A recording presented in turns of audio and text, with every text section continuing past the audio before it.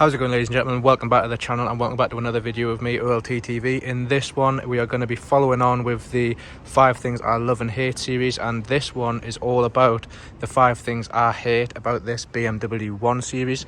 As you can see, it's a 1 series in the 118i specification with the M Sport pack on it, and I'm going to go into the 5 things that I haven't liked while I've had this car for the last few days.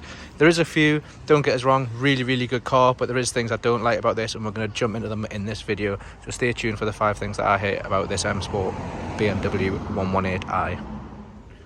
So if you've been watching the channel in some of my previous 5 things that I love and hate videos, you will see I've actually done one on the BMW 330 and another 2 series, and to be honest, they've got really good reactions in them videos. But also, on the same hand, we've got a lot of people who obviously are really big BMW fanboys saying, I can't believe you didn't like this, I can't believe you didn't like that, how could you ever say anything bad about a BMW? But I have said bad things about BMWs, and I'll continue to say bad things about BMWs. They're not terrible cars, but there is things wrong with every car, and I'm going to put it out there for people to see, whether you want to buy the car, whether you want to consider it as a car option. I'm going to put the things out that I didn't like about the cars while I had them. And yeah, it's going to annoy some people. Some of them are really personal preference, and everyone's opinion is subjective. So something I might dislike doesn't necessarily mean you're going to dislike it. Something I love doesn't mean you're going to love. But we are going to get into it, and I'm quite hoping I do get some of the same BMW fanboys in the previous videos jumping back into this one and giving us a bit of grief in the comments, because I did enjoy it, to be fair. I do like having a bit of constructive criticism and back and forward with people in the comments. But we are going to jump into things I don't like about this BMW, and it's going to cross over from the 2 series and the 3 series straight into this one. And the first thing we're going to go with is this wheel. It's a 1 series, yes, but it's got the M Sport pack on it. Why is this wheel just so bland and boring? You've obviously got this little M at the bottom here, which, yeah, it looks nice, but I just think the wheels on BMWs are so bland, so boring, and just really not very nice at all. So, problem with this one, because there's 2 things wrong with the wheel in my opinion, and they're going to be 2 things that I've hated and don't like, and I think needs change in future BMWs. First thing, flat bottom steering wheel on an M Sport. If you get an S line, I know you're going to say, oh, your Audi doesn't have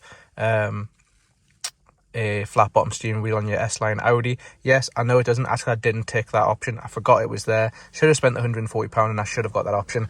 I think if you've got an S line, an AMG, an M Sport, any of them cars, it should all have flat bottom steering wheel. They just look so much better, and they are so much more sporty, and that's the whole point of the car. So that's going to be the first thing. Why they got no flat bottom steering wheel? And the second thing is actually going to be how bland the steering wheel is. Like, these buttons, yes, they're really good. They do exactly what you want them to do.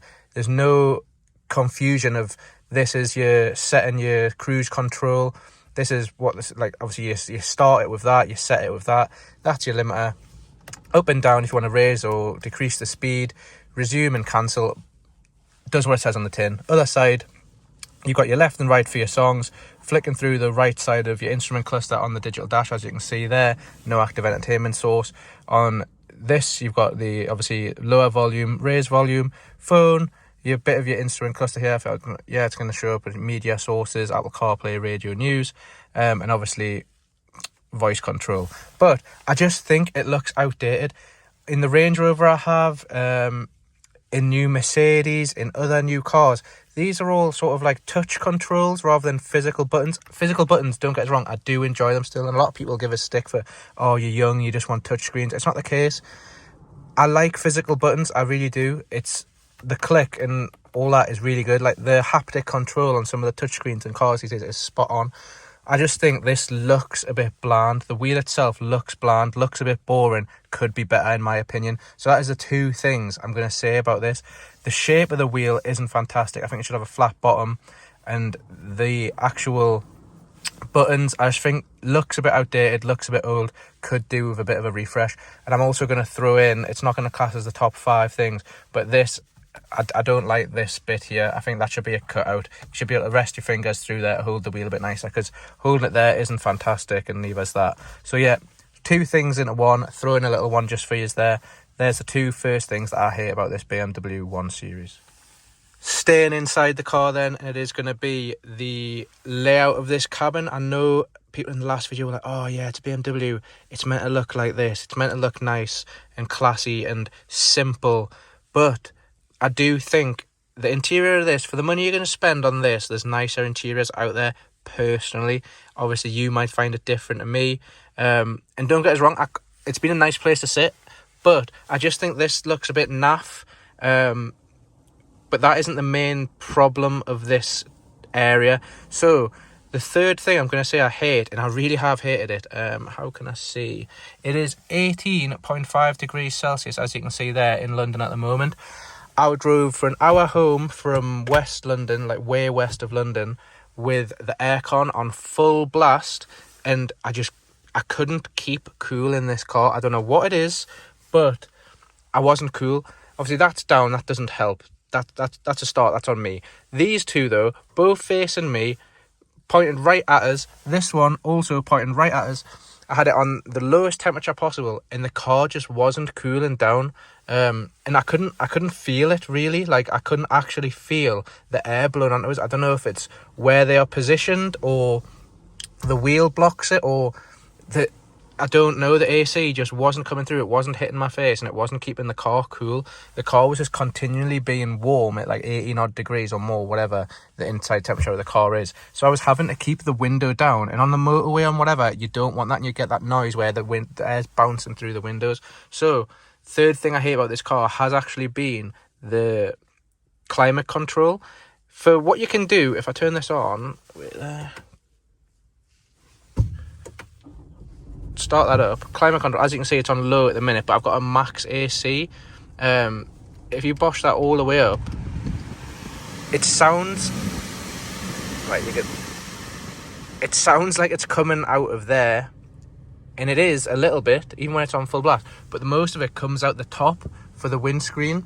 And I know you're going to say, oh, change the setting. So I would change this, as you can see, drop that all the way to straight onto me, nothing else, max AC, and I can feel it there, and then past there, nothing. Like I can't feel that anymore. And it's the same with here, I can't feel it. I don't know whether it's a problem with just this car specifically. I'd imagine it probably is. BMW aren't going to make a car where the AC isn't very good, so maybe it just is an issue with this car, but that is going to be the third thing I'm putting down this video as something I have hated. So yeah, you might get a BMW, and I've never had a problem with any other BMW. I think maybe it's just the layout of this one. I would have liked to have seen this go all the way across. I know the screen there is telling you what it is, but why couldn't you put that up here or a little bit below? I just think it would look nicer all the way across, and I think maybe that could be a bit bigger. Same with that one on that side. I think it could have came more across, a bit like the Audis and the other BMWs on the line. For the fourth thing I've really hated about this BMW is actually going to be one part of the driving aspect of the car. And I didn't think I would say this because I've really actually enjoyed how this vehicle handles, how it drives, how nippy it is, quick on the motorway. It's comfortable to sit in for long journeys. As I said, I've done like an hour or two out of London in this. I've done city driving. The one issue I have faced though is with, I'll start it up again, is actually with the start stop. So I've had that off the whole time I've had this car. The start stop in this BMW for some reason is just terrible compared to other cars. I can't remember the 3 Series or the 2 Series whether I had this issue, but I've had to leave that on auto stop start off. I just can't hack it in this one. I would come into a set of lights, I would stop, and the car would just jolt. It would be like that every time. And I know you're going to say, oh, it's the way you drive, it's the way you stop, it's the way you brake or whatever. I don't think it is. I've never had this problem in another car, so I don't know why it's started in this one. Oh, brilliant, Siri. Get that off. It's only been a problem in this car for some reason.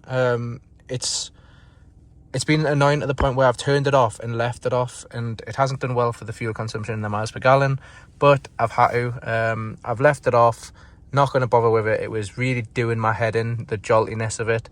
It would turn it off when I didn't necessarily want it off, and it wouldn't start it as quick as I wanted it started. And then, yeah, just the joltiness and the stuttering and the sort of lag in it happening just really, really was getting a whiz, and I didn't enjoy it whatsoever. So that has been off for the whole time. I know a lot of people have a problem with start stops in modern cars. I know they're a big thing. They need to be a thing, especially in cities, to cut emissions. But yeah, start stop, finding any other car, this car, really haven't liked it. Last but not least then, the fifth and final thing about this BMW 1 Series 118i. No, it's not going to be the front grille being different and the whole new body shape of this changing, like I think a lot of you were expecting. I know a lot of people don't like the new look of BMWs, but I actually really do, and that's going to be in the 5 things I love about this one. Just for a contrast, it's actually going to be, for the price you pay for this car, so I don't know the full ins and outs and the price of this car, but you pay, I think on the BMW website it says these start from around £27,000. I just think 27 grand, so many scratchy sort of materials. The leather in here on the seats is actually pretty decent. I really don't like this sort of puffy bit at the end. That's cool, I like that, fair enough. Give you a bit of thigh support, but this just feels a bit cheap there compared to like the other parts of the leather, and I don't know why. Obviously this is all scratchy on the inside of here. Come round to the driver's side, so don't get hit by this Peugeot. Come around to the driver's side, and it's exactly the same on this side as well. Once you hop in, thank you. Yeah, wheel feels fine. Leather on the wheel is completely fine. Nice soft leather, no issues with that. The stitch is all nicely tied in and cut off. I know some cars you hold the stitch and you get slightly little, not cuts, but sort of your skin gets a bit irritated with the leather and the stitches. Wheel, yeah, leather's really nice on the wheel, but sat here, it kind of just feels a bit cheap for at least 27 grand, if that's what these cars start from. I don't like sort of this up here. This is all right, to be fair. It's very soft sort of leather, and it's perforated a little bit. It's quite nice, yeah. If this was the whole way around, I think it would look a lot nicer. But you move over the dash onto here, you get this stitch, and then it gets cheap and it gets plasticky and it gets a bit really horrible, and it's not nice.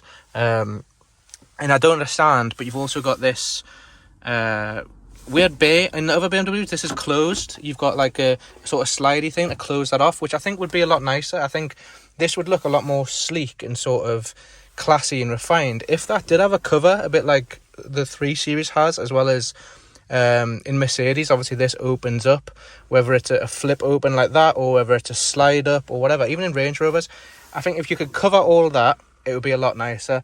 People don't like piano black. I don't mind piano black. As you can see, like the dust is wiping straight off on there. It is a bit dusty.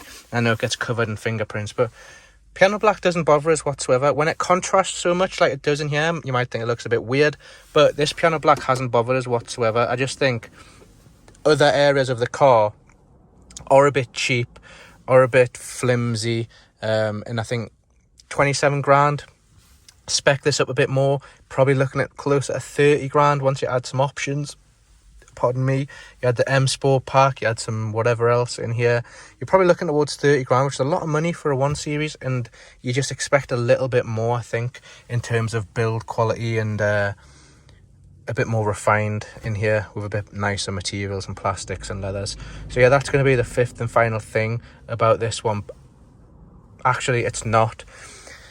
Keeping on the subject of spending 30 grand on a car, get this on. It's obviously the M Sport, so it's not the base spec, but it doesn't even have a reversing camera. So if I flip this up into reverse, that is all we have on here. If I just zoom that in a bit more, that's all we'll have. So you have a parking sensor, and as you turn the wheel, you can see it shows where your car is going to go. Really nice, really handy, but no reversing camera in a modern car, I think, is just a bit baffling. A lot of cars, even really like low tier cars, have a reversing camera as standard. Yes, parking sensors and that probably do come standard in this, but you would expect spending 30 grand on an M Sport pack car, whether it's a 1 Series or a 7 Series, 30 grand is a lot of money. You want to have a reversing camera in it. So I was a bit disappointed when I came to park this and it didn't have the reversing camera. It is a 360 surround parking sensor, which is good. It's not just front and back like some other cars. But yeah, 30 grand, loads of money to be fair on a car that you're going to get other cars by different brands or different models of BMWs where are going to come with the parking, reverse parking camera. Even that Mini Cooper I tried a few weeks ago had a really good 360 parking camera. I just think, yeah, that's something that really should be in every modern car these days, if not something that you get when you upgrade the spec like this one has, being an M Sport model. So yeah, that is going to be the 5 things that I have hated about this BMW 1 Series, 118i, M Sport, whatever you want to call it. That has been the 5 things. We're really close to approaching 400 subs on the channel, and we're getting quite good views, to be fair, on a lot of videos. I hit like over 30,000 on some videos and 10,000 on others, with the odd one getting a few thousand. So I really am chuffed with all that. Thank you very much for subscribing, liking, commenting. It does mean a lot to us. If we can hit 400 subs, I'll be over the moon. Never thought I'd hit 400, even let alone 40. So cheers everyone for watching. Please drop a like on this one, share it with your mates, do whatever you want. Leave a negative comment if you want. I like speaking to people even when it's negative. So yeah, cheers for all the likes, all the subs, all the views so far. It's absolutely nothing in the grand scheme of YouTube videos, but seeing people like and enjoy the videos and commenting down below is really like heartwarming, to be fair. So cheers for everyone who's subbed so far. I hope you've enjoyed this one. Let us know what you think, and I will hopefully catch you on another one. Cheers guys.